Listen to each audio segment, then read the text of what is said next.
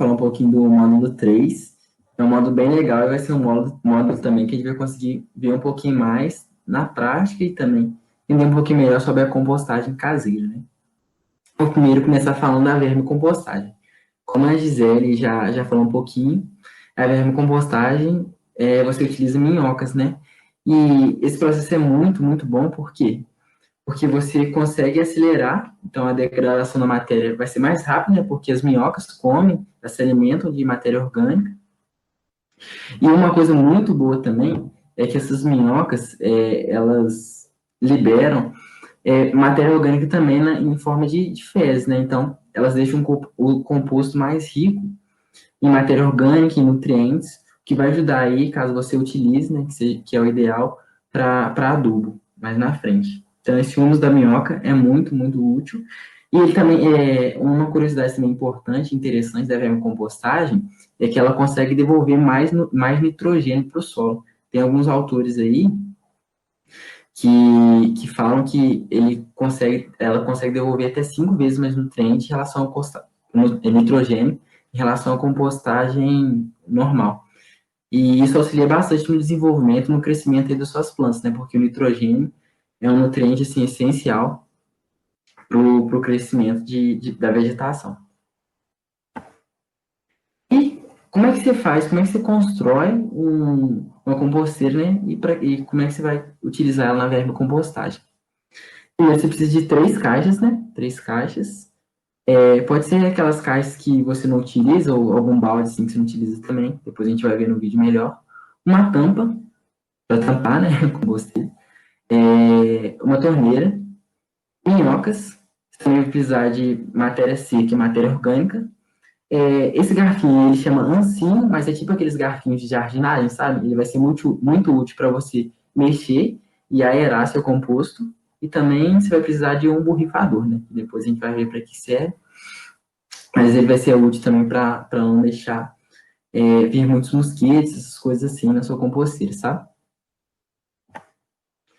Agora a gente vai falar um pouquinho do que pode e do que não pode ter na sua composteira. Que, como o Zé falou, você vai criar meio que um mini ecossistema ali, e dentro da sua composteira, você tem que manter temperatura, tem que manter o pH, tem que manter diversos fatores aí, que se não tiverem ok, seu composto vai sair prejudicado, vai ter problemas, e pode até prejudicar quando você for usar para o crescimento de plantas ou como adubo. Então é importante aí ficar bem atento em que pode e em que não pode usar. Primeira coisa, né, que é ok você usar. Frutas, legumes, verduras, casca de ovos, sachês de chá, grãos e sementes, borra e filtro de café. É até estranho, né? Filtro de café e borra pode? Pode, sim. Coisas que não é bom você utilizar, você tem que ficar muito atento. Frutas cítricas, como limão. Se você colocar assim, já vai dar um problema, pode dar problema. Algumas frutas que não são tão cítricas como limão, tipo laranja, que é cítrico, mas não é tanto. Você pode, mas tem que ficar muito atento para não desregular. Assim, mas tem que ficar muito atento mesmo. Alimentos cozidos, né? Porque a temperatura pode influenciar. Guardanapos e papel toalha, porque tem muita celulose, também é difícil de degradação. Laticínios e flores e ervas medicinais ou aromáticas. E cinzas e pão também são uma coisa que você tem que ficar atento aí.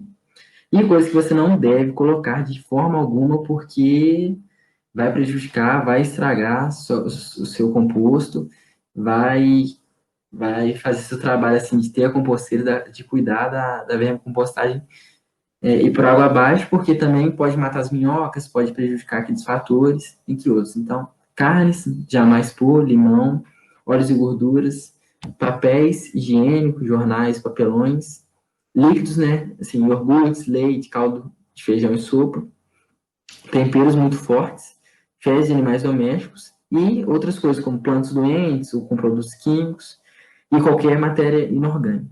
Assim, peixes, cinzas de cigarros, ossos e espinhos também não entram. Então, sempre que vocês tiverem dúvida, dê uma pesquisada, ou na internet, ou algum outro ponto, assim, em fontes confiáveis, né?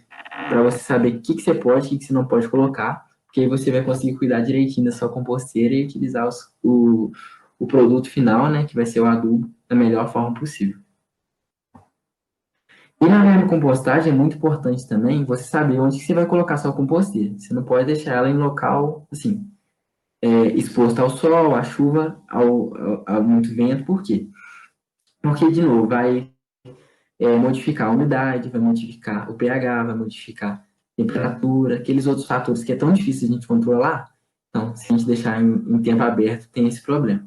Então, qual que é o ideal? Você deixar no local seco, arejado, né, que você consegue olhar, e mesmo assim não pega sol, não pega chuva, também não pega tanto vento assim. Então, fica bem atento aí quando você for montar sua composteira, onde você vai colocar, porque isso influencia demais o resultado final.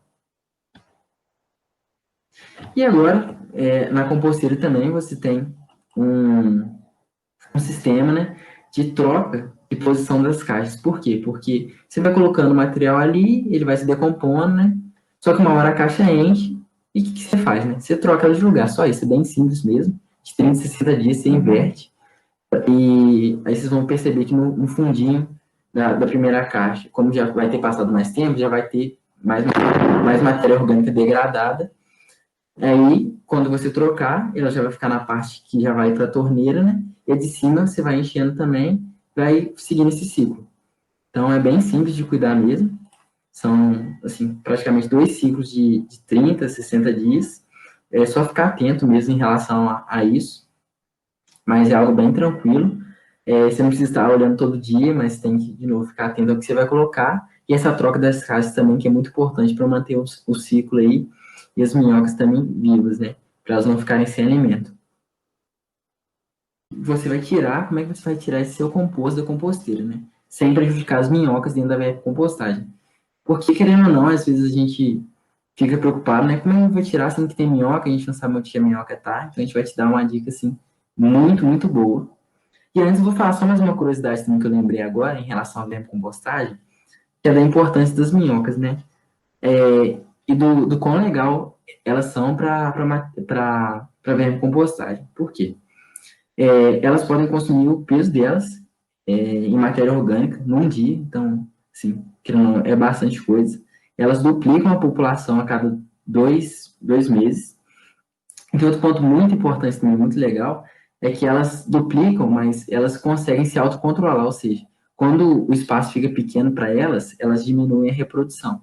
Ou seja, elas conseguem perceber dentro do ecossistema da composteira a quantidade de minhocas que tem, se está muito, se está pouco, pela quantidade de composto que tem, se controlam para manter o equilíbrio. Então, vindo aí para a dica, o que acontece? O que você vai fazer? Você vai deixar um pouquinho no sol, essa parte da composteira, né, que você quer limpar, que você quer tirar o composto. Deixar, assim, 1 hora, assim, no máximo 1h30, para não ficar muito tempo também. E o que vai acontecer? As minhocas vão procurar o local mais fresco, que é o fundo.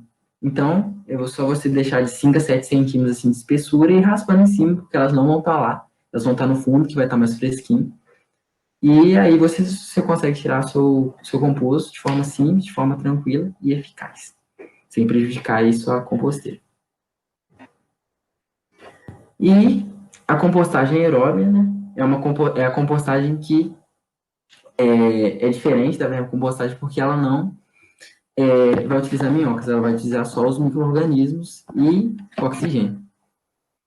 Pode ser adicionados, né, os mesmos tipos de resíduos da vermicompostagem, frutas, legumes, aquilo tudo que eu já falei. Ficar atento também a limão, a carne, fezes de animais domésticos você não pode colocar. E ela é um pouquinho mais demorada, né, em relação a vermicompostagem, porque ela só vai utilizar os micro-organismos, então acaba que vai demorar um pouquinho mais, mas, assim, a ideia, o funcionamento, assim, na forma de degradação matéria orgânica, é bem parecido. E os parâmetros ideais também são os mesmos da vermicompostagem, umidade entre 40% e 60%, temperatura entre 50 e 70 graus Celsius, tem o arejamento semanal, né, depois eu vou falar um pouquinho mais também, e partículas entre 1 e 5 centímetros. Como eu tinha falado, né, o tempo da compostagem é um pouquinho maior, Você tem que ter muita atenção mesmo na granulometria dos resíduos.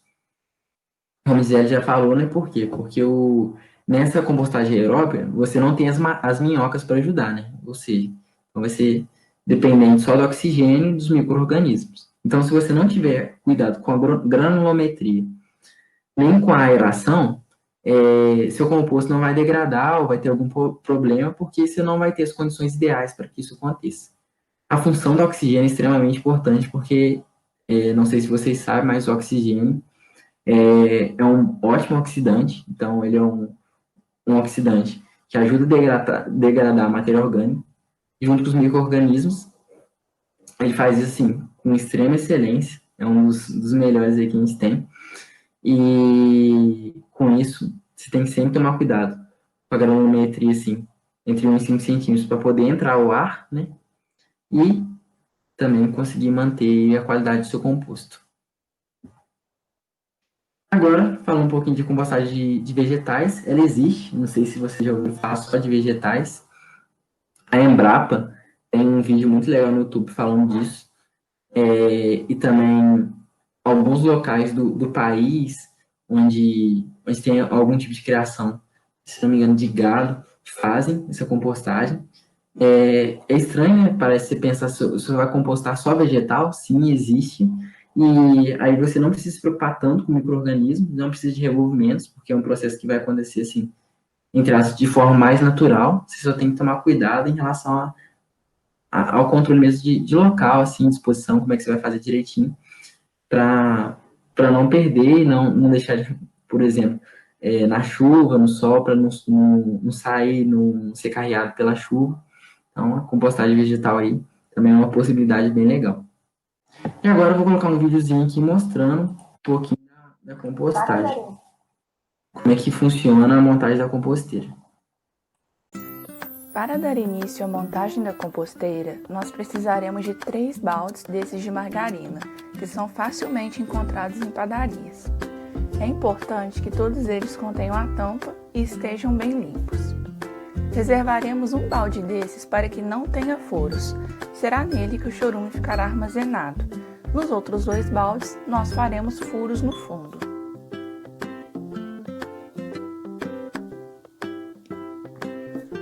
Faremos alguns furos também na borda do balde, próximo da tampa, de modo a facilitar a entrada de ar. Com os baldes prontos, agora nós cortaremos 2 tampas nessa marca mais funda. Essas tampas cortadas que permitirão que os baldes se empilhem um acima do outro. A tampa que sobrou será a que ficará na parte superior da composteira, portanto, faremos furos nela também. O balde sem furos pode receber uma torneira para facilitar a retirada do chorume. Atente-se a fazer a abertura uns 3 centímetros acima da base. Agora é só empilhar os baldes e está pronta a sua composteira. E você pode encapar se quiser. Agora eu vou passar outro vídeo, que é um vídeo que vou mostrar como é que se cuida dos resíduos, quer dizer, como é que se cuida dos resíduos dentro da compostagem. Gisele aí que gravou o vídeo, deem uma olhada e prestem bastante atenção. Então, pessoal, eu começo com a composteira vazia, né? Coloco uma camada de serragem no fundo e em seguida já vou adicionando os resíduos que eu gerei na semana, né? Repare que tem bastante cascas de frutas, de legumes, tem também borra de café, filtro de café também rasgadinho, né? Tomando atenção com o tamanho das partículas.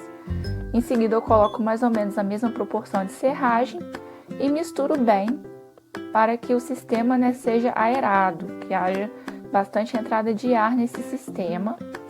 E vou finalizar com uma camada de serragem para evitar que a atração de mosquitos e outros vetores também, e também a disseminação de maus odores. Uma semana depois, eu volto aí com esse mesmo balde, né, e dou uma misturada nos resíduos.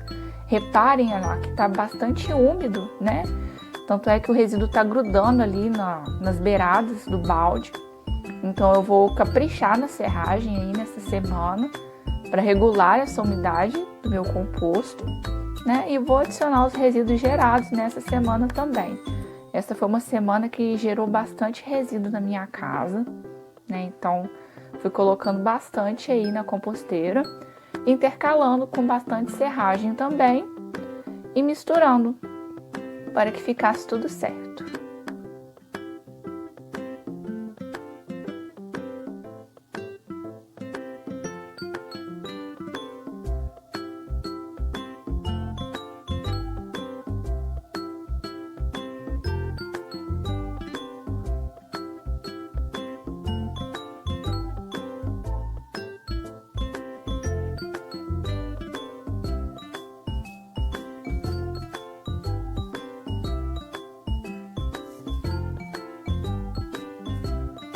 Mais uma vez, finalizo com uma camada bem generosa de serragem, né, para poder controlar essa umidade do meu composto e evitar que a atração de mosquitos, baratas, né, qualquer outro ser que não seja desejável.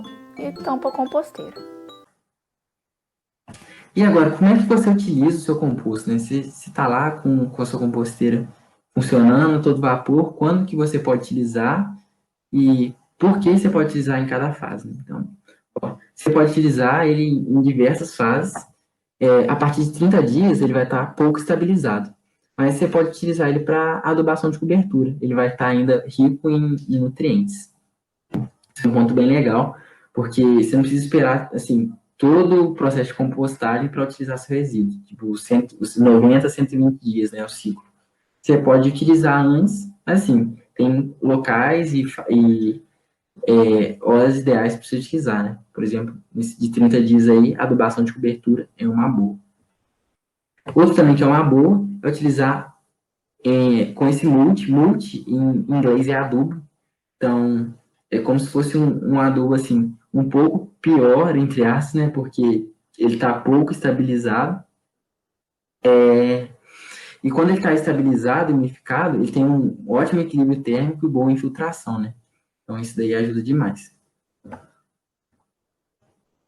Agora eu vou falar um pouquinho dos 60 dias, né? Quando ele já está estabilizado, já é um ciclo já que está se fechando. Ele é ótimo para ser utilizado na adubação de base e no condicionamento do solo, né? Você prepara um solo assim para o seu composto, sua planta, você utiliza ele como uma adubação de base, né? Então, qual que é a diferença da adubação de base e de cobertura? A de base, ele vai conseguir trazer muito mais nutrientes, muito mais estabilidade para a sua planta. A de cobertura é mais para dar aquele suporte, sabe? Você também consegue utilizar quando tiver muito maduro, né? 90 dias aí, já no finalzinho do ciclo, já no final mesmo da compostagem, como substrato, um auxílio aí também para o crescimento da sua planta, porque ele vai ter muitos nutrientes, vai ter baixa densidade, vai ajudar aí também no crescimento da planta. Então, de qualquer forma, né, você pode utilizar o composto em diversas fases da compostagem, cada um vai ter seus benefícios, seus prós e contras, mas sabendo onde utilizar vai ajudar bastante. Continuando a falar aqui sobre a utilização do composto, tem como você utilizar ele como um chorume orgânico ou biofertilizante líquido para suas plantas. Nessa utilização aí, é recomendado utilizar semanalmente e a proporção é de 1 parte de chorume para 10 de água, porque normalmente o líquido vem muito concentrado, né? Então, o ideal é que ele esteja diluído. E o prazo máximo de validade para você utilizar o adubo, o resíduo da sua composteira nas plantas é de no máximo 3 meses, porque senão ele já vai ter perdido seus nutrientes, já vai ter perdido os principais componentes aí que auxiliam no crescimento das plantas. Então, é sempre bom ficar atento a isso também. E também tem como utilizar o chorume como inseticida natural. Aí a proporção agora já não é mais de 1 para 10, agora é de 1 para 1 com a água. Então, ele pode ser aplicado no borrifador, né, diretamente nas partes atingidas da planta, que estão com pragas, com algum bicho. Só se borrifar lá, mas tomar cuidado para não borrifar durante o sol, né, porque tem chance de queimar as folhas da sua planta, do seu cultivo, por conta da composição. Então, é só ficar de olho nisso, mas é um ótimo inseticida natural. Agora eu vou falar um pouquinho das normas da compostagem, dar uma pincelada bem rápida. Como a Isabela já tinha falado, existe uma política nacional de resíduos sólidos, Dentro da política nacional, existe uma parte que fala somente da compostagem. Então, tem diversos aspectos, diversos pontos, assim, que são mais técnicos em relação à compostagem. Esses pontos mais técnicos, assim, é importante, são legais a gente saber, mas normalmente só compostagens, assim, de empresa ou coisa bem grande, assim, que costuma seguir esses parâmetros, assim, bem descritos, porque depois vão utilizar em grandes plantações, vão utilizar de uma forma, assim, maior do que a nossa em casa. Também eles têm aparatos e aparelhos, assim, melhores para poder analisar a temperatura, pH, essas coisas assim que em casa a gente não consegue. Então, existe um regulamento técnico aí exclusivo para a compostagem também, do PNRS. E falando um pouquinho também da compostagem, existe esse artigo aí, fala de algumas classes de resíduos em relação à compostagem. É bem legal para ter uma noção, né, que essa divisão de classe. A classe A é a matéria-prima vegetal, animal. Nessa classe não contém metais pesados, né, tóxicos, que você tem que sempre tomar cuidado, né? Porque, vamos supor, se colocar algum tipo de metal pesado dentro de um composto para você degradar ele, é perigoso, né? Lógico que tem a CTC que ajuda, mas tem que ficar de olho. Depois a gente vai ver que tem alguns limites para cada composto, para cada material, assim, para entrar e ser de qualidade. Aí a classe B, falar um pouquinho matéria-prima industrial, de agroindústria, aí tem um pouco também de metais pesados, classe C, matéria-prima de lixo domiciliar, e a classe D, matéria-prima de despejos sanitários. Aqui falando um pouquinho de alguns limites de nutrientes para cada composto, né? Como eu já tinha falado, isso daí tá descrito na lei, na norma. Por exemplo, arsênio, né? Cádmio, cobre, chumbo, tem alguns metais pesados aí, tem limite, porque, de novo, né? Quando você vai usar esse resíduo, você tem que ter um controle, né? Esse composto tem que ter um controle. E se você colocar demais, tem chance da CTC não funcionar, assim, não conseguir degradar todo o material. Na hora que você for utilizar na sua planta, ele vai ficar lá, vai poluir o solo, vai poluir o meio ambiente. E, dependendo do cultivo que você faz, né, você pode até ingerir isso, caso você não saiba.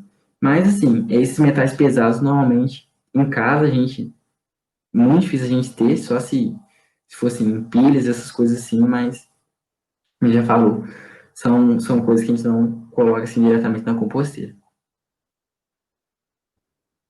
E agora eu vou falar um pouquinho de alguns problemas, né, que podem existir na sua composteira e algumas soluções.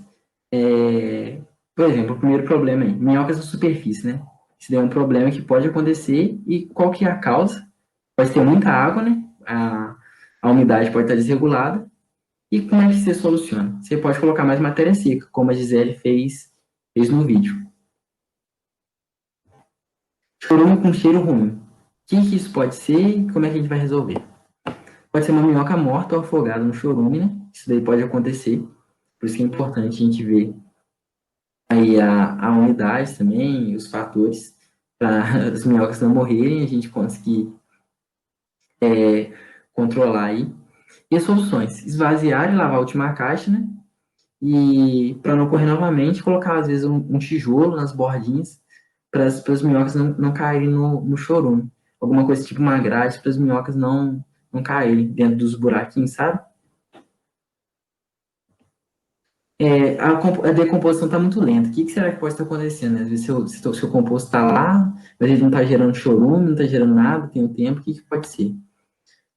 Pode ter muito material grande, né? Então, a granulometria não está certa, questão de tamanho. Então, solução, picar eles em tamanho menor. Ou tem muito material castanho, tem muita serragem, essas coisas. Então, é uma boa você adicionar material verde, né? Para acelerar o processo. Então, matéria orgânica aí. Ó, outro problema, cheiro ruim no balde do digestor. Pode ter pouca aeração, pode ter muito alimento cozido ou cítrico, pode ter alimento que não devia estar na composteira, ou às vezes está no local que não deve ser, tipo sol, ou o cheiro também está muito forte, às vezes é porque tem muita matéria verde. Então, as soluções, né? Você pode aerar, você pode olhar quais materiais você está colocando, né? Ver se você está colocando frutas cítricas, alimentos cozidos e suspender isso. Você pode mexer, né, a caixa para ver se ajuda. Aumentar a matéria seca. Outro problema, temperatura baixa da composteira. Às vezes falta material verde, às vezes falta arejamento também, às vezes tem umidade insuficiente, às vezes tem uma pilha pequena ou a temperatura externa do ar está baixa, né? O que a gente pode fazer? Porque a temperatura baixa da composteira quer dizer que ele às vezes está na primeira fase ainda, né? Ainda não passou para a fase termofílica, ou seja, o composto não está avançando na questão de degradação. Então, é um problema bem importante. Ou você pode resolver colocando matéria verde, mexendo no composto, né, para você aerar e seguir o processo de degradação. Você pode umedecer, que ajuda também, ou aumentar o tamanho da pilha, dependendo do local que você mora, né, se for muito frio, é isolar a sua composteira. Temperatura muito alta na composteira. Às vezes pode acontecer porque a pilha está muito grande ou porque falta arejamento, então a boa é diminuir a pilha. Minhocas fugindo. Isso é um caso de intoxicação, né? Então tem algum material aí que ela não pode, que é nocivo para a minhoca, ela está tentando fugir. Ou tem inimigos naturais, como larvas de mosca, formiga, essas coisas. Então é tentar tirar esses materiais, analisar, se possível também tentar tirar esses animais aí que podem atrapalhar. E também, às vezes, a falta de cobertura seca, né? Aí posa mosca, posa essas coisas, então é importante analisar se tem o suficiente para manter o composto em harmonia. Fungos na composteira é uma pegadinha, né? Eles não são problema, eles também são decompositores e vão ajudar aí no processo de degradação da matéria orgânica. Se tiver outros insetos, é normal também. Então, é bom talvez colocar um chá concentrado de capim-limão e borrifar na mistura, tipo um repelentezinho. Esse cheiro vai afastar os mosquitos. E também não afeta as minhocas, né? Que é muito bom. E é isso daí.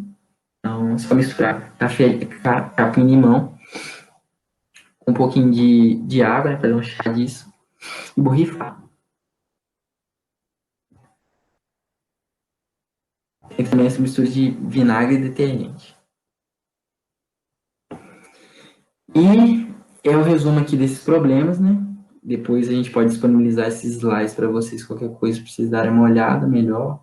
Até a fonte do material também, onde a gente colocou essas soluções dos problemas, né? Porque, para quem faz, eu acho que é bem interessante ter isso resumido em algum ponto. E aqui algumas fotos do processo de vermicompostagem, né? A gente descreveu ele nos vídeos anteriormente, e também na montagem. Então, algumas fotos aí, o balde sendo furado, as minhocas e o composto. De novo, é muito importante olhar aqui a serragem, né, que está aqui. Pode também folhas verdes, para manter o equilíbrio da composteira, não só colocar matéria orgânica, assim, de fato, mas também colocar aquela matéria seca. E a compostagem aeróbica, algumas fotos aqui também do composto, né, para vocês darem uma olhadinha. É bem legal. Aqui a gente também tem algumas referências. O curso é isso, espero que vocês tenham gostado. A gente abordou bastante coisa de matéria orgânica, da compostagem em si, de parâmetros e como você faz, então espero que vocês tenham realmente gostado. E Gisele e Isabela, se quiserem falar alguma coisa, fiquem à vontade também. Eu quero agradecer a todo mundo que assistiu, né? E convidar a todos a acompanhar as nossas redes sociais do GetYes UFJF. E a gente pretende continuar aí trazendo informações sobre compostagem, também de forma gratuita em nossas redes. E se você tiver alguma dúvida também, entre em contato com a gente, que a gente tenta esclarecer da melhor forma possível, né? Ficamos à disposição. É isso, gente. Muito obrigada pela presença de vocês. Espero vocês nos nossos próximos eventos, nos nossos próximos mini-cursos. Segue a gente no Instagram para vocês ficarem por dentro das próximas atividades que a gente faz. Quase toda semana aí tem novidades. Beijo. Tchau. Falou, galera.